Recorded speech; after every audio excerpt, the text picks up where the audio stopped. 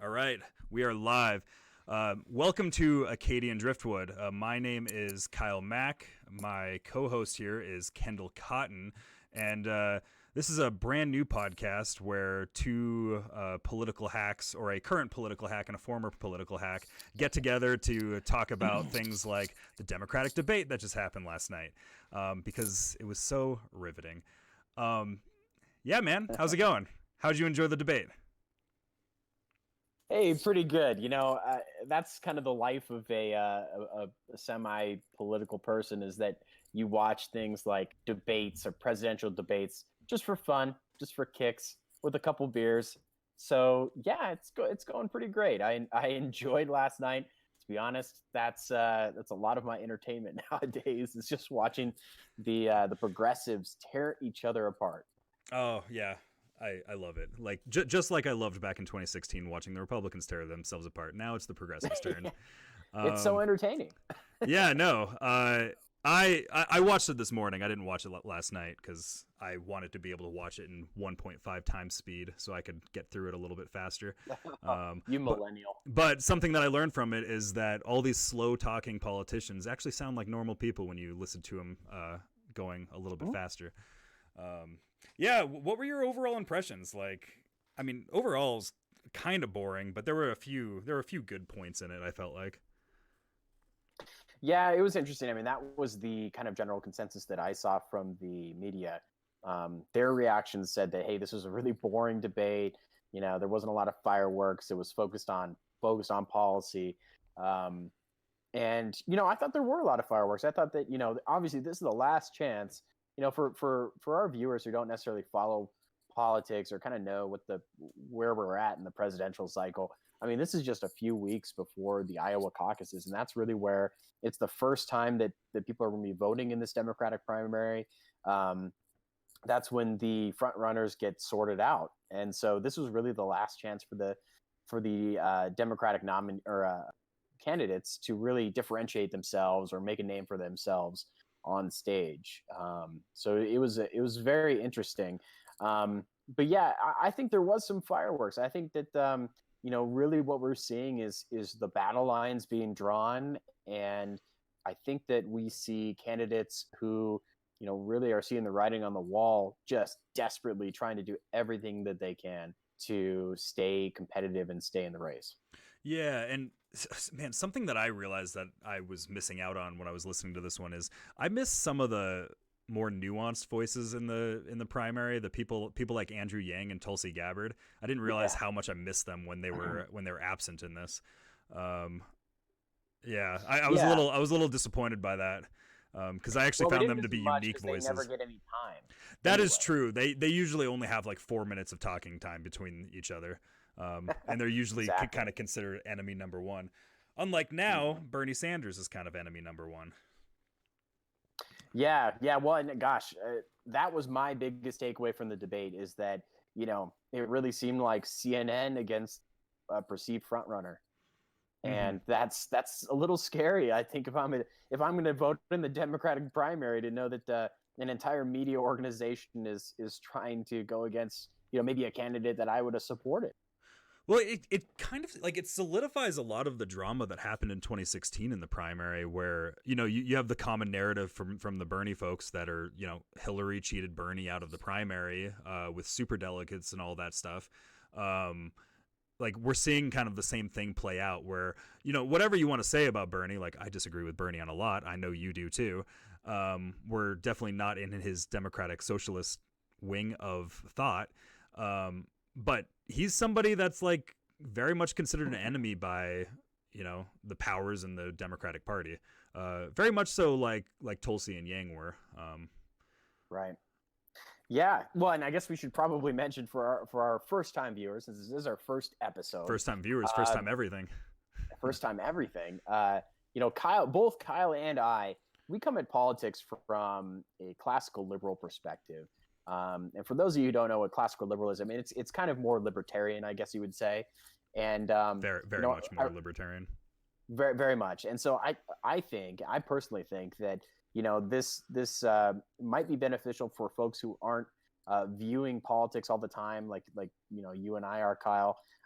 because we're able to kind of step outside of the party box and look at things hopefully from a more independent, or at least just not one party or the other's perspective.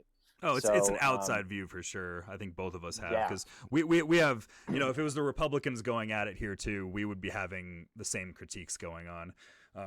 exactly. We'd be seeing the exact same type of dynamic, and we'd have similar commentary, I'm sure, on those if we were doing it, when there's a Republican primary going on. Yeah, no, and I think that's one of the most interesting things about this, and taking kind of an objective view, is how much all of the targets were on Bernie Sanders in this debate. And particularly not just from Elizabeth Warren, who he is having a feud with right now, but also just from CNN. Like, it was very clear that, like, at least from my analysis listening to it, it was very clear seeing that Bernie was getting a lot of hardball questions, and I mean, rightfully so. I think that Bernie deserves hardball questions, but everybody else was just getting softballs the entire time, it felt like. And like, there was a clear media bias against Bernie in this. Things like Bernie gets a question about, like, how's he going to pay for some of his programs or something like that, and then the next person gets an answer. I think Biden one time. There's like, so Biden, explain why Bernie's wrong. You're just like, well, like, what are you supposed to do against that when the moderators are definitely not on your side? Well, the most stark example of what you're talking about, Kyle, I think it was on a lot of the media's mind, especially, when they reported the aftermath of this debate. But gosh, that situation when they asked Bernie about the incident where Elizabeth Warren and her campaign were saying that Bernie had told her and her team at a 2018 meeting that a woman could never be president. And the moderators asked Bernie, did you say this? And Bernie said flat out, no. He was very unequivocal. And then they turn around literally seconds later and they say, Senator Warren, what do you think about what Bernie said? Well, no, and here, and actually, like we'll show it. I have a video of that queued up. Pull here. it up.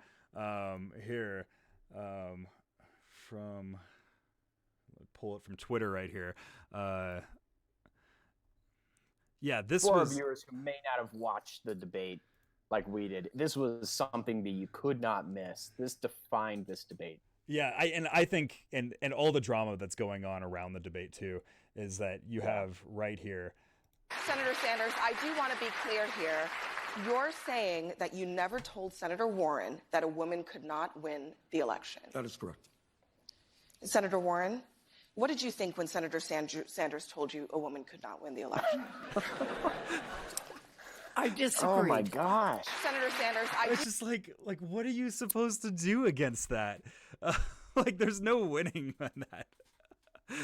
It's not. It's like the do you beat your wife questions. Yeah. Well, there's no way to answer it. Well, because it's so interesting, and like I don't like any of these people. Like, I'm just gonna call it like I see it here. Like, that is the most biased thing I have seen in a debate in a long time. Like, I can't, like, and this happened. This wasn't the first time. This wasn't the only time that something like this happened throughout the debate. I'm pretty sure I counted 3 times that there was a response like this. I think the other one was with Warren, and I believe the other one was with Biden. But it's so absurd just watching the media play these games. Yeah, it is. It really is, and it kind of just underscores the battle lines here, like we were just talking about. I really think that there's kind of factions in the Democratic and liberal left that are warring with each other, and it's really interesting because from a campaign, this stuff doesn't just happen because people don't like each other. Mm-hmm. Like Elizabeth Warren didn't just wake up a week ago and say, "Hey, I'm really ticked off that Bernie Sanders lied to me," and I think I'm going to say something about it now.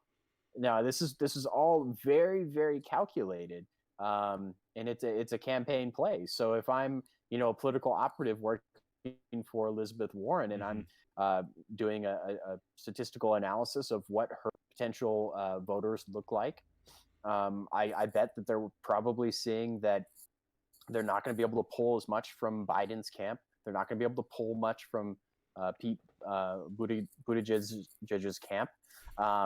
They're looking at, they have to pull from Bernie. And so how do you do that?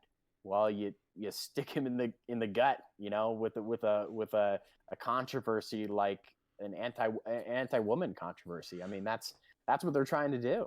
Well, and there was a similar tactic that was done in 2016 with Hillary versus Bernie, because that was when the Bernie the story, like his story that he had written in college with the rape fantasies or whatever. Oh, yeah. That came out in 2016, and there was a similar attack that was done because of that. Which that one actually has more credible evidence. Like nobody really knows if this is a lie or not from Warren. Warren has a history of lying, as we've found out in the past, with pretending to be an Indian to get a job and plagiarizing a cookbook. There's all those types of things that she has around her. She plagiarized a cookbook? Yeah. It's been a while since I remember the story, but I believe it was an Indian recipe cookbook, like a Native American cookbook or something like that. That just, wow. Yeah, and it's been a while. This came out when Trump was calling her Pocahontas and all that stuff. It came out during that time, 3 years ago. Wow. Yeah, that feels like ages ago that that all that happened, because so much has happened in the last 3 years during the Trump presidency. But no, yeah, and it shows that there's such an interesting divide here, because people like to think that there's this bias in the media that is right versus left, right? But it's not necessarily always the case, because we've seen, especially in this election cycle, we've seen that there's been clear bias against some Democratic candidates, and that bias in particular is Bernie Sanders, Tulsi Gabbard, Andrew Yang, and Joe Biden, to be fair. I don't know. I feel like the media will bend over backwards to defend all of his gaffes. He's sitting there talking about how kids will pet his hairy legs, and the media will just kind of bend over backwards on that. Well, I think what I'm speaking more to is that I don't think the media ever gives credit where credit is due for Biden. Especially so. For example, last night, if you're asking me, I think Biden won the debate, and the reason is he wasn't attacking anybody. He didn't really get in any tiffs. He really just stayed on message, stayed. That's what you should be doing as a front runner. I feel like people. It's not necessarily always about the policy. He seemed very shaky. There were times where I was just oh, Uncle Joe, you can barely put a sentence together, man. There were times that I felt like that too.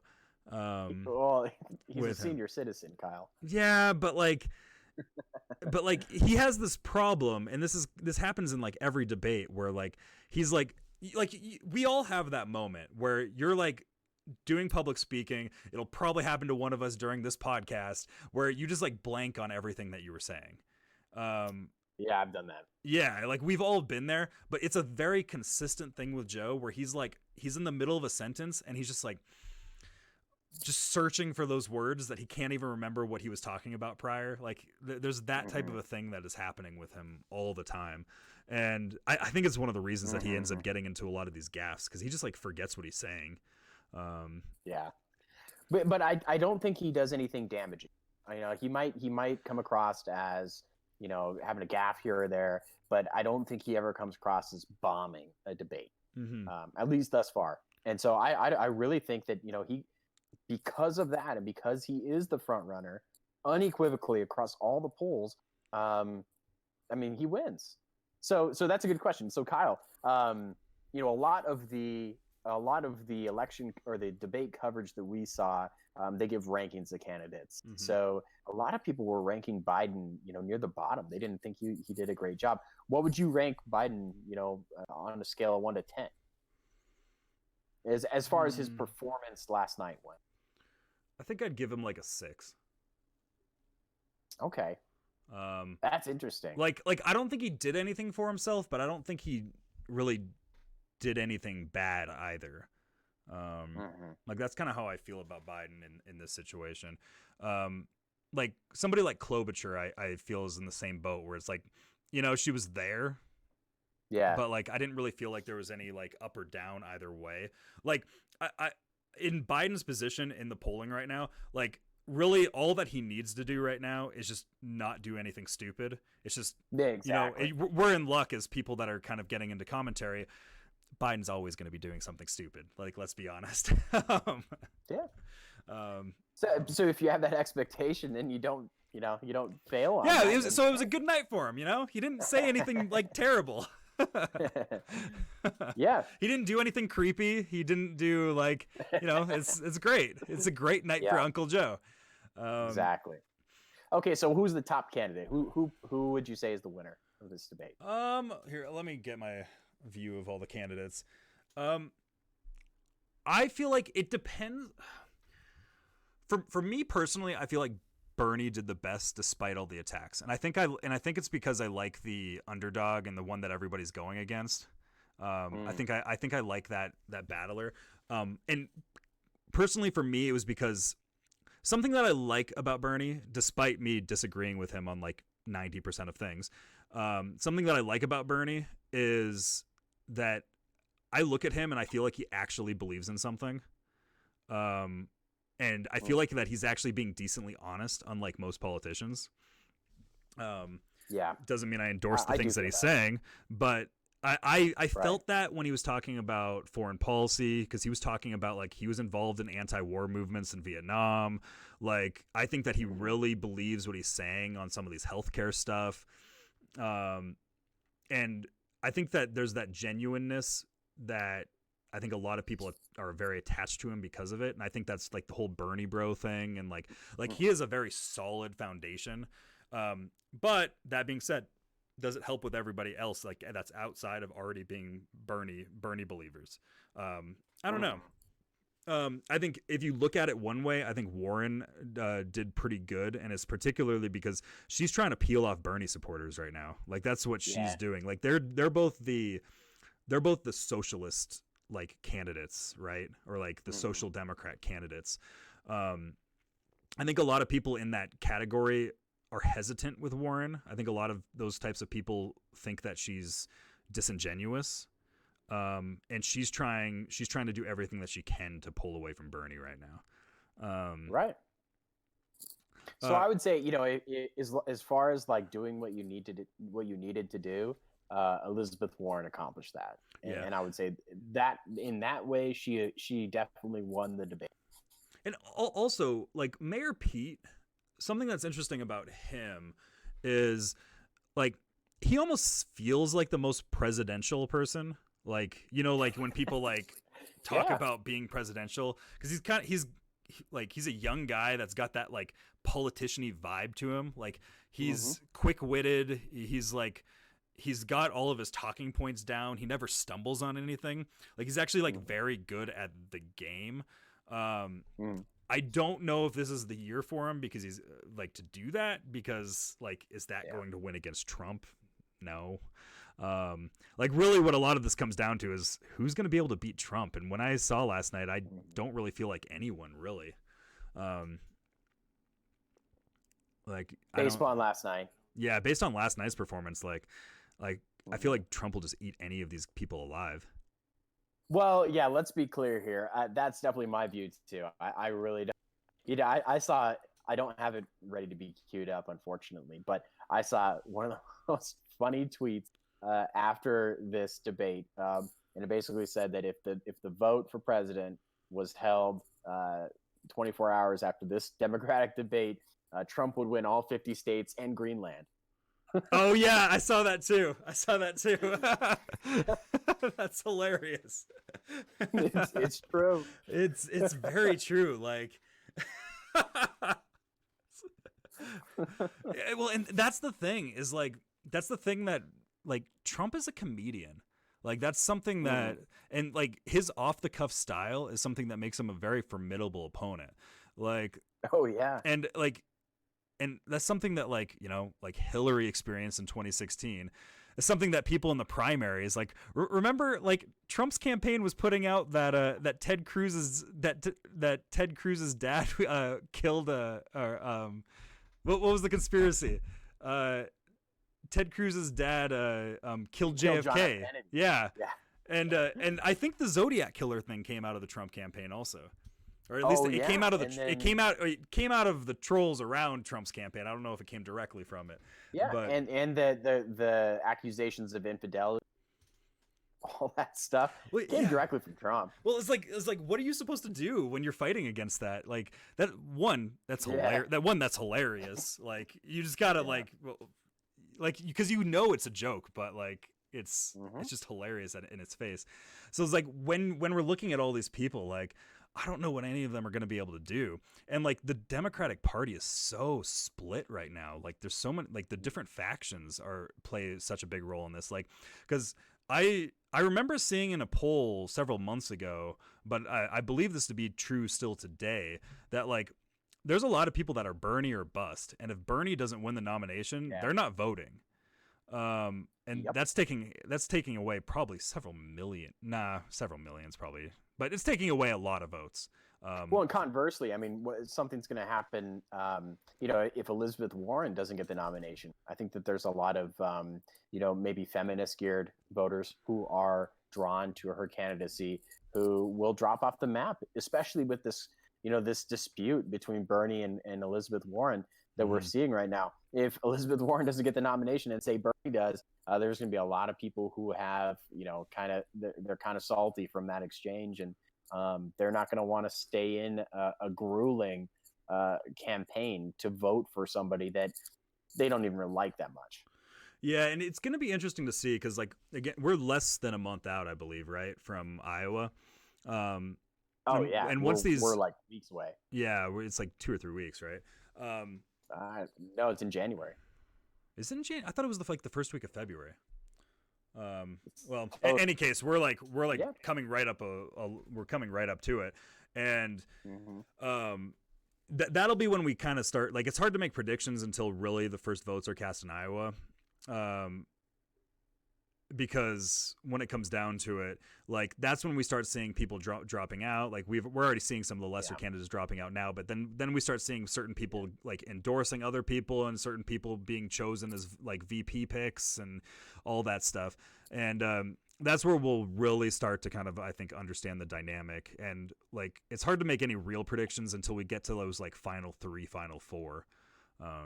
Yep. Well, and weirdly with the Democratic primary, the way it's set up, I mean, this is going to stretch all the way into Super Tuesday because California is such a big player in this. It's really going to stretch all the way till then. So, we may have some of the lesser candidates, like Tom's like that, drop out here with the first couple of states who vote. But this is going to be a long haul primary, guys, and anybody who's just following this election, expect to be hearing election news for a long time. I'm so surprised that who supports Tom Steyer?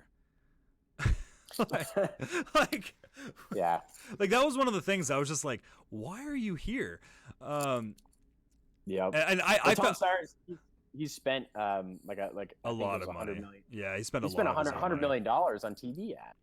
Yeah, so far, and he's doing really well. I think in South Carolina. I think I saw like a poll with him doing really well there. Wow. Yeah, I felt like on the stage he was at the. Like he could have just like endorsed anybody at that moment. I felt like he was giving so much praise to everyone else throughout the entire debate. He was just kind of like, oh yeah, no, I agree with this person here. I agree with that person there. Yeah, he had no identity. Yeah, but I think because like literally like 30 minutes before we started recording this, I think one of the most interesting things that just came out was the recent CNN leaked out the footage. I don't know. I think it was official. I shouldn't say it was a leak, but leaked out the footage of how that whole handshake situation went down with Bernie and Elizabeth Warren afterwards. Kyle, do you have that audio? We should play that. I do have that audio. Let's see. And going after everything that just happened, it's Yeah, so just so we can reiterate here before you play it, this is after the debate, and this is basically in response to the exchange that Elizabeth Warren and Bernie Sanders had, where the CNN commentator, asked Bernie if what Elizabeth Warren said he said was true, that a woman could never be elected president. He denied it. Elizabeth Warren basically tried to call him out. yes, and With applause. Here, let me get this set up, and it might be difficult to hear, but there is subtitles on it, which is nice. Coming out. Let's see. All right. Actually, let me go to a different feed there. All right. Yeah. Here's the video and audio for it. With applause still ringing at the end of the Democratic debate in Iowa last night, the simmering feud between Elizabeth Warren and Bernie Sanders suddenly boiled over.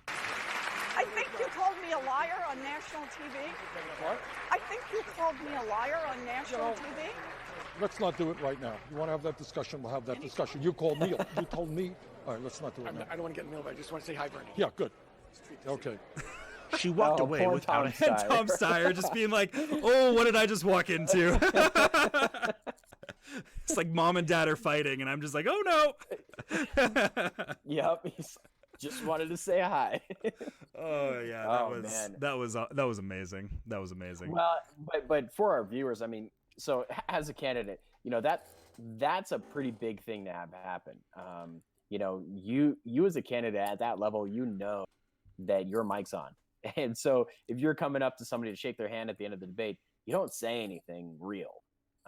You say, "Hey, how you doing?" and you walk away and get off the stage. But for that to happen, that meant that there were some emotions involved, and that's very interesting to me. It's an interesting dynamic in this primary. Or orchestrated. Like Elizabeth Warren might have had that in mind when she did it. She might have been been trying to catch Bernie on something. Like she might have been trying to get him to say something that they know would go viral. I wouldn't be surprised by that. Like I've had this thought about Elizabeth Warren, and it's because over the last year or so I've been listening to a little bit more of the progressive commentators, a lot of the Bernie people, just because I like to hear what everybody's saying. I don't want to just get stuck in my own echo chamber. And a lot of these people that are kind of in that camp, they've been calling Elizabeth Warren a hack for forever. The progressives yeah, a lot of these progressive Bernie types, like the Democratic Socialist types, like the Jimmy Dores, the Kyle Kalinskis, like those types of commentators. They're every time that I see them talk about Elizabeth Warren, they very much think that she's like a plant to try to siphon votes off of Bernie. That's kind of what they see her as, and that she's somebody that's she's kind of like a Kamala Harris in a way, where she's just a lot of them see her as not like a cop, but will do whatever is necessary for political expediency and for just power brokering. Will say whatever is needed to be said for it. So then she's found herself into this socialist camp because of that, but it doesn't necessarily mean that she actually believes in this stuff. I see. That's where I've been seeing a lot of people in that line of thinking that see her in that light. Yeah, but I think vice versa. I mean, I think that there's the not the kind of democratic socialist left, but then I think there's kind of the feminist, radical feminist left who identify with Warren, and they're skeptical of Bernie because they don't think that Bernie's always been on their side. And whereas I think that Warren has. Well, so I think that's a divide there, because I think it depends on what are people's pet issues. The people that are mostly concerned about the class warfare, and the the healthcare and all that stuff, and have a little bit of a tendency towards more of an anti-war stance, like that type of category. That's often kind of one category of people in this social democrat type of sphere, this progressive sphere, and those are Bernie people. Those are Tulsi people. Those are in that camp. And then there's the feminist, LGBT, the women's march. the intersectionality, like then there's like that camp, and those are like separate camps, and like sometimes they overlap and they agree with each other on things, but like they have their pet issues that are like those issues before anything else. Right. You know, it's really interesting because I think that that's almost polar opposite to how the Republican primary in 2016 went down. Because I think that Republicans, or at least Republican voters, said, to hell with all the issues. I just want somebody who can beat the Democrat. I just want a Republican who's electable. And I think that they went in with the straight talking, business guy, Donald Trump. And that's, they just doubled down on that. So it's interesting to see this Democratic primary play out where, issues really do matter for a lot of these voters. Well, it feels kind of like more like 2012 to me. Like if you were to like flip the roles of Democrats and Republicans, because 2012 you had a lot of factions that came out. You had like the moderate wing and like the Tea Party wing, the Republicans.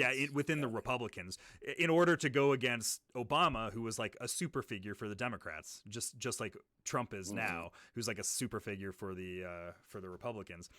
So Biden's kind of a Mitt Romney. Yeah, Biden's like a Mitt Romney. Bernie's a Ron Paul. And you see the same type of dynamic. Like Ron Paul got the media backlash in the exact same way that Bernie's getting it. Interesting. And so in 2012, didn't Rick Santorum win Iowa? Yeah, I think he did. And didn't Ron Paul get second? I think. He got either second or third. Or was that? Yeah. I think that there's been more information that's come out that Ron Paul actually should have won Iowa. I think I remember seeing something on that.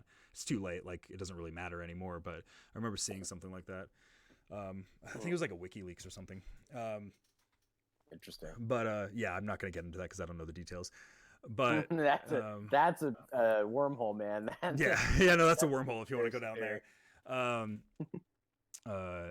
Yeah, at this point, it'd just be blind speculation.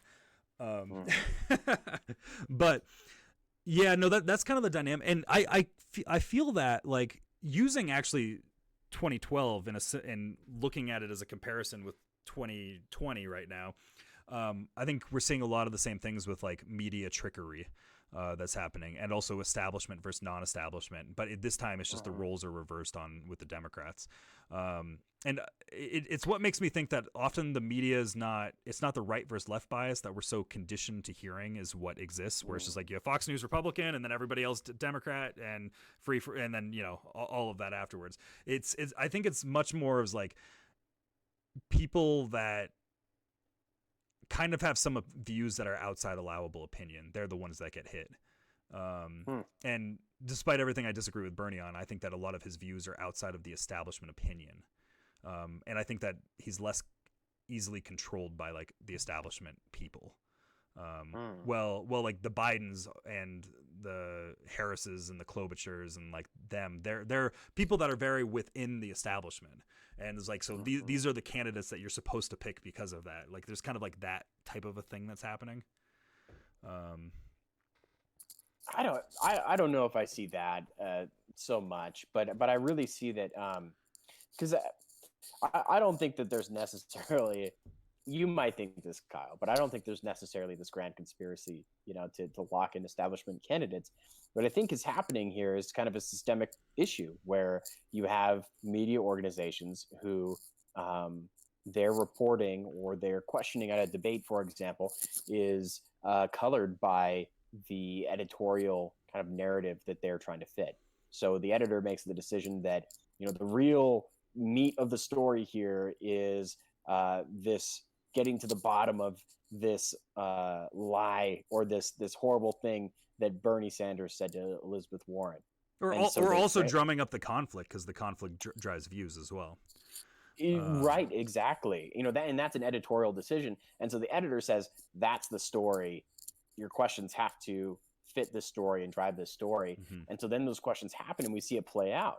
So it really is concerning to me that, what we see play out is so much directed by whatever the CNN or, whatever the media establishment is, right or left, whatever their editors want to push. And I think that's dangerous for democracy, really. Yeah, the big word democracy. for our political, the American experiment. I mean, geez, Yeah. you want to go that far. Yeah. I think some of it is like the need for, trying to get views, trying to get clicks, trying to sell advertising. Like that is a systemic issue that exists in all of this stuff with trying to drum up conflict. I think it's one of the reasons I think the media has a love-hate relationship with Trump because of that, because he, whatever you think about Trump, he sells advertising because he gets you views. He tells you about it all the time. Yeah. No, like they love him for his ratings. He gives the best ratings. I've heard him say that at a press conference.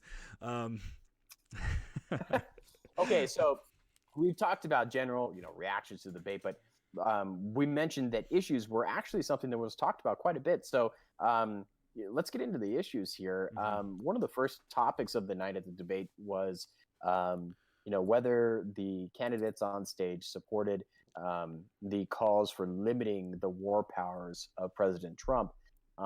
I thought that was a very interesting discussion. What was your reaction to that, Kyle? I thought it was interesting that everyone's allowed to have Tulsi Gabbard's opinion now on foreign policy. Like obviously there's partisan games being played because of Iran. So now everybody is all about the Constitution and limiting war powers because a Republican's in office, and that's just the standard thing that always happens. Some people that I thought it did very well on that was two people that stood out to me on how they actually answered the question were Bernie Sanders and Mayor Pete. Bernie, I think, because like he has actual credible track record in actually believing in something about this issue, because he was involved in anti-war protests during Vietnam. He has a record on at the time of the Iraq war vote that like calling it out as a lie, unlike even people on the stage like Biden, and I believe there was an interaction, if I remember right, between him and Biden over this.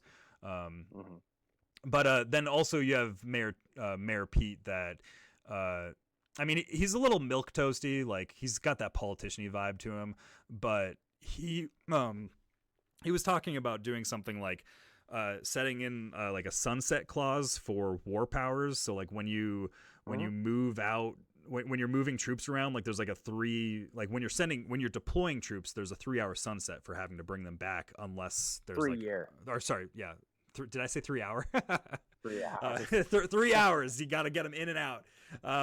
No, there's a 3-year sunset on bringing them back, but I feel like he had a butt to that, like unless there's reason for them to stay or something like that. But yeah, I mean, as somebody who's really opposed to foreign intervention in general, I really liked what he said. I thought he had a very clear message. I thought that he came across as sincere. I think that his status as an actual combat veteran speaks to that, and I think that he actually had a proposal to do something about the way that Congress asserts its authority over the war powers issues. And I think that's as opposed to other candidates who just said, yeah, I don't like Trump's war, but yeah, you have a lot of that that's going on. Well, it's that dynamic is like the anti-war left was gone during Obama's years when he was getting us into more wars than Bush did. But then, now that the orange man's in office, everybody's just like, orange man bad, and we have to limit his powers. One thing that I and this is what I'm hesitant with Pete on, but like it's I disagree with Pete on many things, but I'm also hesitant with everyone else on as well, is that I was kind of getting this vibe that everybody was like, Trump did this bad thing. Trump did something that went against the Constitution. We got to limit his powers. This is how I would do it. Like I would pull back, but but in strategic areas, we got to do this thing. Like I kind of got that vibe where people are just kind of dancing around that. Like I don't feel like any of these guys are really serious about any of the foreign policy. Well, issue. and let's, so a lot of politics is banking on the fact that voters and viewers of media have a very, very short memory. So let's take a step back to some of the other debates where Tulsi Gabbard actually got into, back and forth with Mayor Pete. And what did Mayor Pete that's disagree right. with Tulsi Gabbard on? It was that we shouldn't pull troops out of Syria. We shouldn't pull troops out of Iraq.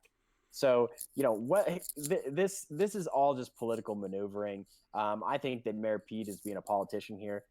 But I do think that, on its face, the proposal to limit war powers to 3 years and then require reauthorization, that's a good proposal. But also, like, let's be honest, everyone runs as anti-war, or relatively anti-war.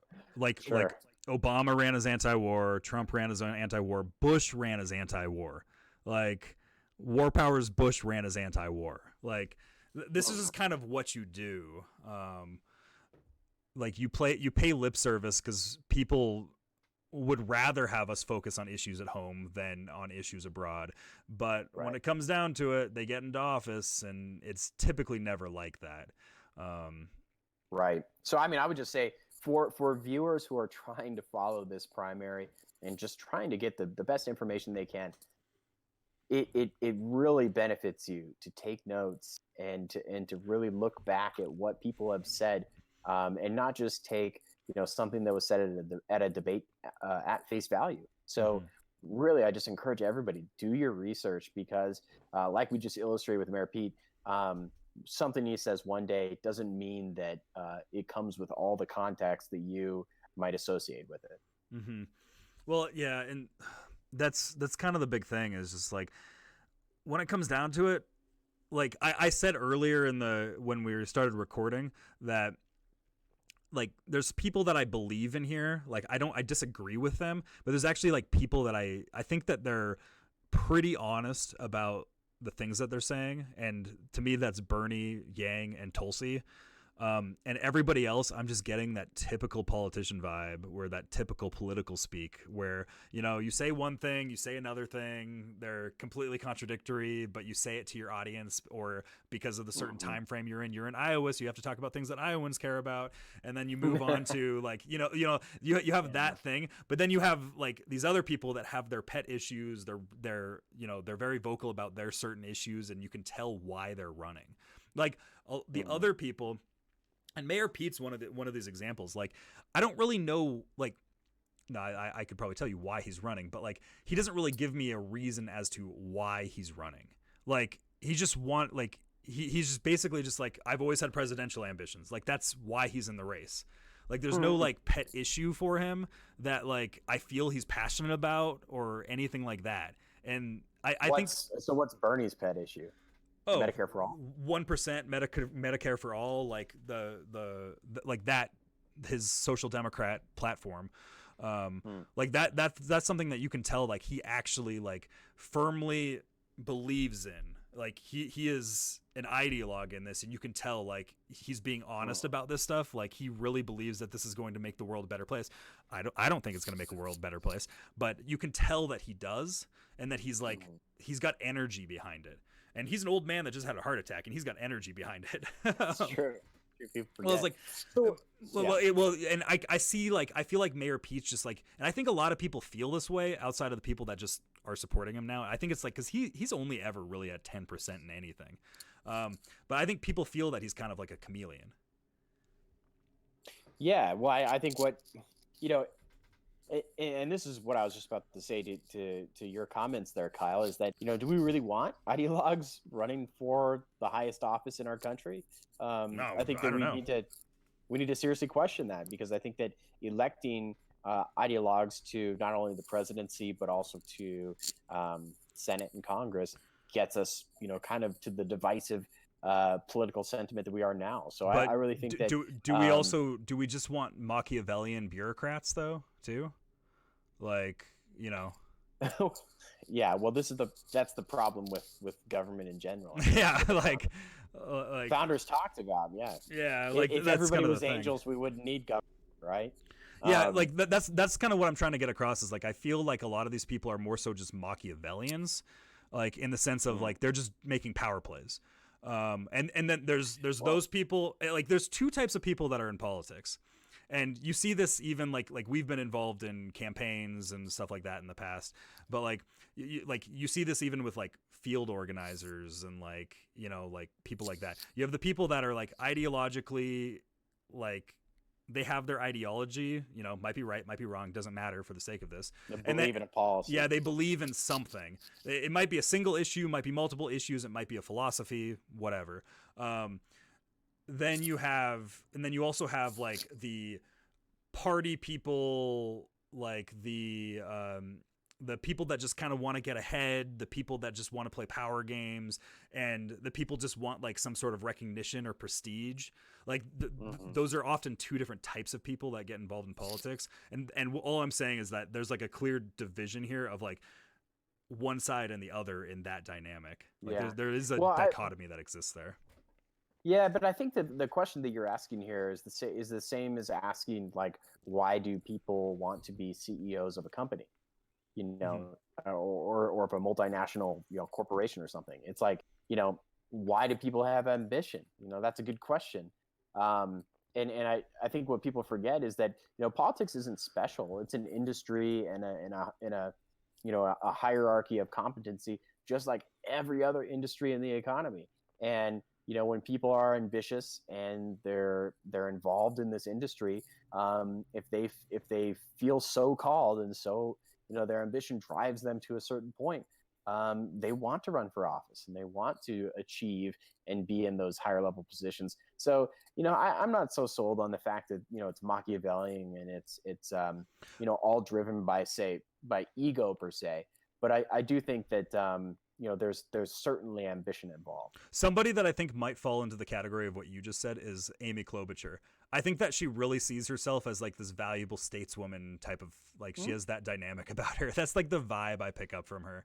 And sure. And can you blame people for that? You know, that's my thing. I mean, I you can definitely tell when people are ego driven, especially when you know, maybe have interactions with certain candidates and things like that, or certain people in politics. There's certainly ego at play, but you know, I think in general, people genuinely feel called to things like this, and you know, it just so happens to be that the ramifications of their ambitions and their egos have collateral effects for the entire country because of government and our governmental system. Well, and something from my background in politics and being of more the libertarian, having that more of that type of a worldview, the people that are generally the wanting to be good statesmen, from my experience, and this is anecdotal, but just from my experience, the people that are usually about being like good statesmanship, they always end up being the worst people and are the ones that are stabbing people in the back. They typically usually are those people. So what do you mean? I mean, can you give an example maybe? I'm not gonna have any like names or anything like that, but okay. But you have there's usually always a dynamic, and like I used to be really involved in like economic issues, and having a libertarian point of view would be involved, often found more alliances with people on the right typically. And you always have the different type of dynamic, like we laid out with the 2012 election, where you kind of have like the Tea Party wanting less taxes, less government spending, all that stuff. Then you have like the moderate Republicans, and the moderate Republicans were always typically the statesmen. They believed in good government. They were the ones that typically had that type of an issue, but they never really believed in, like, they often never really believe in anything. They just kind of like, they're kind of wishy-washy on actual like philosophical views on what government is, and for that it just fits their own personal gains typically. That's my normal experience. I would disagree, because I think so in political science, I mean, statesman isn't just a word. I mean, it has a really specific meaning. And you know, the type of politician or political actor who is a statesman is somebody who views it as the proper role of somebody who's a political actor is to represent, you know, as clearly as they can the words or the thoughts of their constituents. You know, so that's, So that's just, I think, where I would disagree a little bit maybe with what you're saying, Kyle, is, just because, maybe they don't have an ideological bend, or they're not tied to one issue or the other, or they have like true beliefs, doesn't mean that they're not necessarily well intentioned. They just have a different kind of worldview on what being a good political actor or good representative means. Yeah, So it's not necessarily and I'm not advancing necessarily. Yeah, and I'm not necessarily saying like all these people are bad people or anything like that. It's just it usually appears to me that those are the ones that end up being a little bit easier, a little bit more corruptible. Sure. Yeah. Well, because that's the danger, right? If you tie your votes and how you act as a political actor, once you have power, to your constituents and whatever they think, then that leads to populism, and that leads to doing whatever's popular, and that's a very dangerous precedent, because that leads to some of the problems we see today. I mean, what we see today is not necessarily the result of I guess it's not necessarily the result of people who are strict ideologues, but it's ideology that's had populism seeped into it, I guess. Yeah, but would you say that populism is always bad? Because wouldn't you say? Because I think that you could say Trump was a populist movement. Bernie is a populist movement.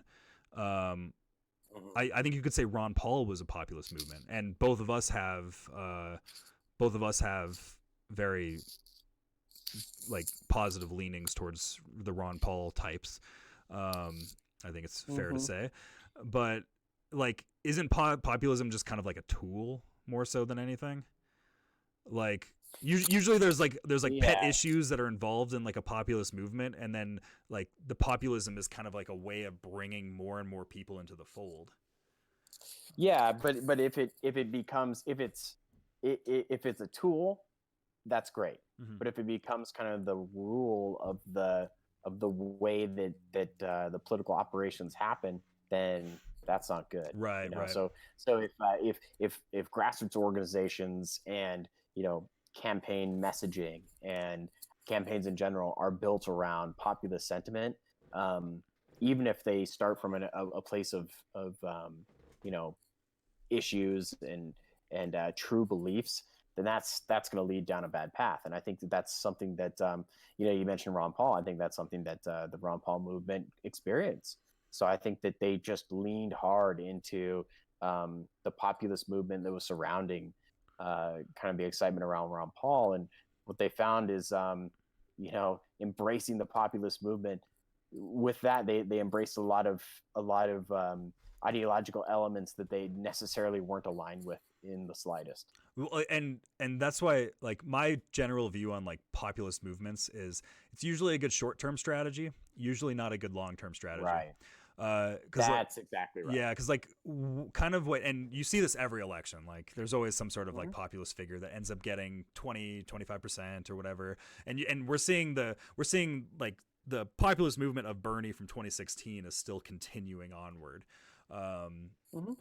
But and then you end up getting the people that are like diehard believers, like you have people that are diehard socialists because of Bernie Sanders, and then you have people that were a little bit more wishy-washy. They might have gone to Tulsi, they might have gone to Yang. A lot of them, like, even I think a lot went to Trump, which is like a very clear indicator of like, yeah, a lot of these people weren't actually diehard believers because they went from Bernie Sanders to Donald Trump. Yeah, well, who'd have thought? Yeah, but and you see the same thing as like I remember in 2016 I was expecting a lot of these old Ron Paul people to go for Ron's son Rand Paul, and a lot of those people went to Bernie. And so like, and those are the people that are typically not super steeped in the ideology, steeped on the philosophy. And a lot of those people went to Trump as well. I think Trump's seems a little bit more natural to go there just because of the partisan dynamic. But seeing people go from like, Mr. Libertarian Capitalist Ron Paul to Democratic Socialist Donald Trump, that's like a very big difference. But I think another one of the big issues that was talked about in the debate, and this is something that you're much more an expert in, is in the healthcare side of the debate, which is always going to be a big thing in all these debates because it's always a topic. But what were your general views on what was said in regards to health insurance and Medicare for all and all that stuff? Yeah, I obviously I don't agree with almost anything that was said other than their identification. Yes, healthcare is a problem in our country right now. Costs are out of control. There's monopolies, corporate monopolies that are arising. That's all. Those are all real issues. All true. All of those are true. I just disagree with what the diagnosis is by all of these candidates. But so for the viewers who aren't really up on this stuff, really the debate in the Democratic Party right now rests on whether to continue kind of down the road of Obamacare and continue the public takeover of health insurance, and to stop when you get to this public option. So that's basically where the government sets up their own insurance company, and they offer an option to compete with other private insurance companies. And people who need the public option can opt into it or opt out in some cases. Those people stand opposed to Bernie Sanders and Elizabeth Warren, who say that they want Medicare for all. And so what that means is a complete government takeover of not only the health insurance industry, but healthcare in general. And so the debate really between those two camps is the concern over the public option people like Mayor Pete, like Joe Biden. They say, hey, we don't want to abolish private insurance because that's going to take away a bunch of people's jobs, and that's going to take away a very profitable industry in the country. And they just don't want to go that far. Whereas Elizabeth Warren and Bernie Sanders are just they're just embracing it, and they're just going hard into this Medicare for all idea. So that's really the debate that's happening right now. It's important for people to remember that functionally it's giving government-run insurance to everybody. It's just a question of whether they ban private health insurance or not. So they're still giving a lot of handout.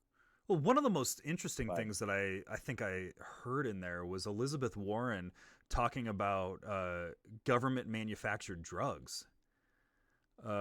Yeah, that was interesting. That was one of because and I believe I remember her using the exact words, because it would drive more competition, which is like the typical thing that you hear free marketers always talking about, is that we need more competition in these industries. What were your thoughts on that proposal? Because that kind of blew me away a little bit. Yeah, I mean, it's something that's kind of come up fast, but it comes from a proposal in California's legislature right now to basically create their own brand of not brand, but generic line of pharmaceuticals. And they'd be able to just set prices really low and that sort of thing. In theory, which is going to drive out all competition. Like when you have a taxpayer funded market on drug manufacturing, like what are these other people, like, how are they supposed to compete with that? Like, it's going to be very difficult to be able to compete with this manufactured monopoly on drugs. Yeah, well, and yeah, exactly. So it comes from California's kind of proposal, and I think it's something good for people to remember, because when we're talking about Medicare for all, or when we're talking about complete government-run healthcare, we're not just talking about government-run health insurance. We're talking about the entire supply chain is going to be eaten up, and the supply chain with healthcare is extensive. So we're talking about the pharmaceutical industry. We're talking about, ambulances. We're talking about hospitals. We're talking about, dentist's office and opticians and all the different, I mean, even medical, device suppliers and then the resource extraction industries that, get the precious metals to factor into. At some point, it's all going to be gobbled up by this government-run scheme. So that's why people are so concerned about this model, because it doesn't just stop with health insurance. there's no way the government can stop there. They're going to have to take over the entire supply chain to make it actually work. And I think kind of an interesting thing that is happening in this healthcare discussion is everybody's also dancing around the fact that Obamacare just didn't work. Like they're finding replacements for Obamacare, and the only person who says it still works is Biden, who worked on Obamacare. Like that's one of the most hilarious things about this is like all of them are basically having to say like, yeah, we need to fix these costs. And our guy kind of screwed that thing up, huh? Like they can't say that. They can't say that. Yeah. They can't say that things got worse. Well, I thought it was really interesting because, we were just dogging on CNN and the way that the media handled this Bernie versus Warren debate. But I got to say, Wolf Blitzer, my man, he made a good point for once. My man, Wolf Blitzer. I never thought I would hear you say that. Yeah, Wolf Blitzer. So he actually asked this question. He said, why does it make sense, might not be exact, but he said, why does it make sense for government to be in charge of producing drugs if the majority of people really don't trust government by, all the public opinion polls? And you know what? He makes a darn good point. Well, and that's one of those dynamics that's so common is just like everybody's for government intervention in all these different types of stuff when like their guy's in office, but then like as soon as somebody else's guy's in office, we're just like, oh well, none of us trust government anymore. Like it's just like this is the dynamic. Like this is what you're getting. You want democracy, this is what is going to happen in democracy. Like government trust is going to be low when. And especially for you as an individual are especially not going to like government or trust the government when the guy that you don't like is in office. Like it's just a given. It's so funny to watch the drama play out. It's also funny when I was looking up YouTube clips for recording before we started recording this, the YouTube clips that CNN had for the debate, they're all at like 95% dislikes. It was crazy. Wow. I've like never seen something that crazy before. Like especially the one where actually here I have it here. It's interesting to see how people's feelings are on the media right now.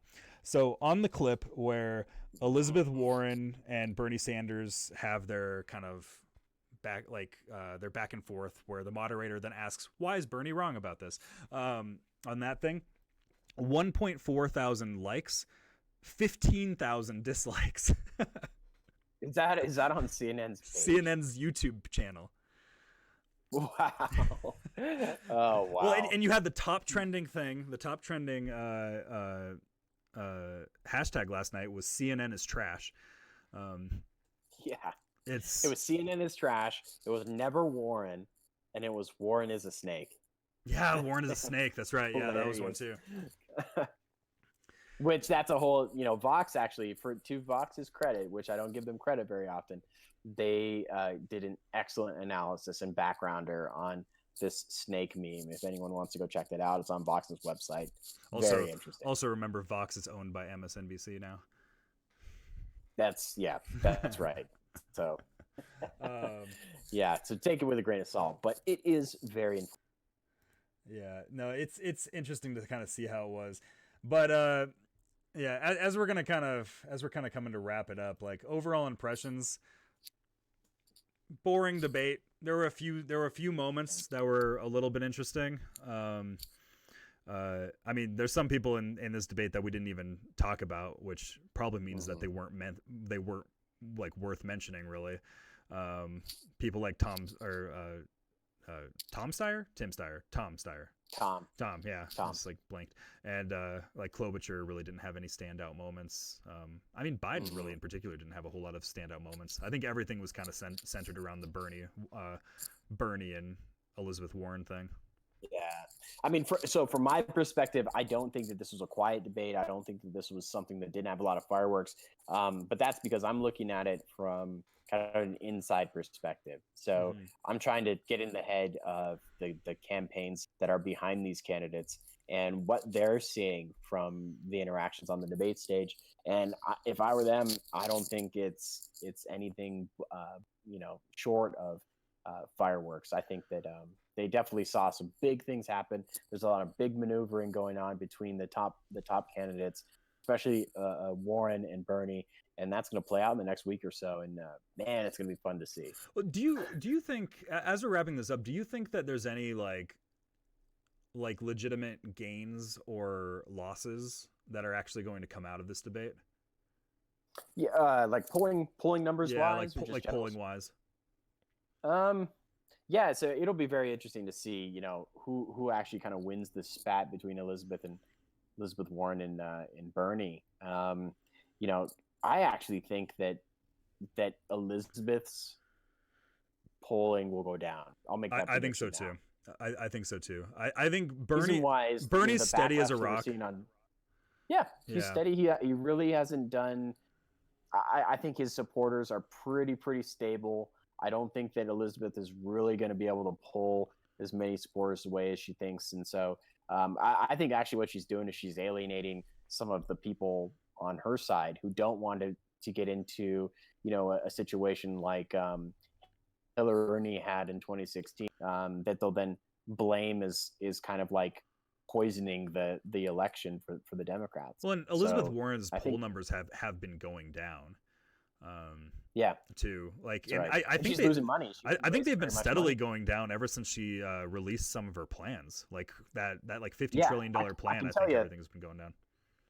Yeah, I can tell you. I mean, I can make this very firm prediction. I guarantee this isn't going to give her money. So Bernie Sanders came out with some initial. Obviously, this is all unconfirmed, and this is just campaign reports. But the Sanders campaign said that they raised $4 million yesterday after the debate.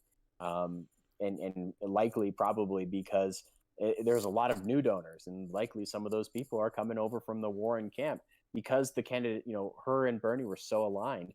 I think that she probably turned a lot of people off. I've always felt that and this is just feeling, but also just like listening to some commentators and stuff like that. On average, like they're not all the same, but Elizabeth Warren supporters on average like Bernie. Bernie supporters on average don't like Elizabeth. That's always kind of been how my feeling has been on this. And I frankly I wouldn't be surprised if Elizabeth Warren she's kind of just acting as somebody's attack dog right now, because I don't think that there's really I don't really think that there's a chance that she's going to win. Or I don't think that she should see it as there's a chance. So what, do you like now. Bernie now? Do I like Bernie? No. Are you being like Bernie right now? CNN should be attacking you. Oh yeah. No, it's no. I really don't think that Elizabeth is an attack dog right now. I think she's just executing really the smartest strategy that she has right now, based upon the position that she's in.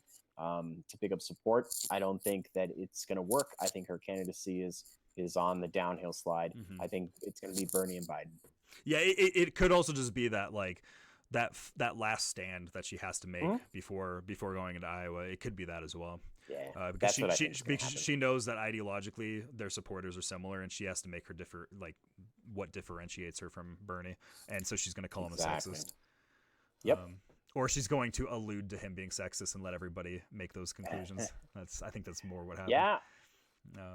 But yeah, and then blame him for calling. Yeah, exactly. Yeah, and then he says that something didn't happen, and so therefore he's calling her out for being a liar, and she's upset that he's calling her a liar. Like that's the absurdity of it.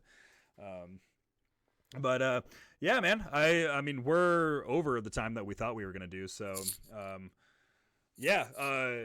For viewers, this is this is our first podcast. This is our first kind of go at doing this. And me and Kendall, we like getting together and chatting, debating, philosophizing, and critiquing things going on in the political and the cultural world. So we're planning on making this a little bit of a regular thing now, and we're very interested to see how things go ahead in what is going to be a crazy 2020. Yeah, absolutely. Give us feedback if you watch this. Let us know what you think about the Democratic debate. Let us know what you think about this podcast too. If there's any issues you'd like us to talk about, we're glad to dive in.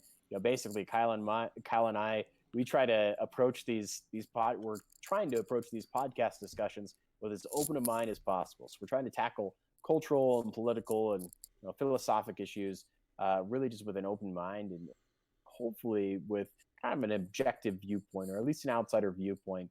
And just we're trying to discern the truth. Well, and also, we're also always going to be making sure that people that do end up viewing this know where we're coming from. Like, we have a typically a libertarian. Yeah, we have a libertarian point of view on things. So like, we're typically outside of the main dichotomy that exists in political thought right now. Right. But with that, I think we will end it here. So anybody that watches this, thank you for watching. See ya.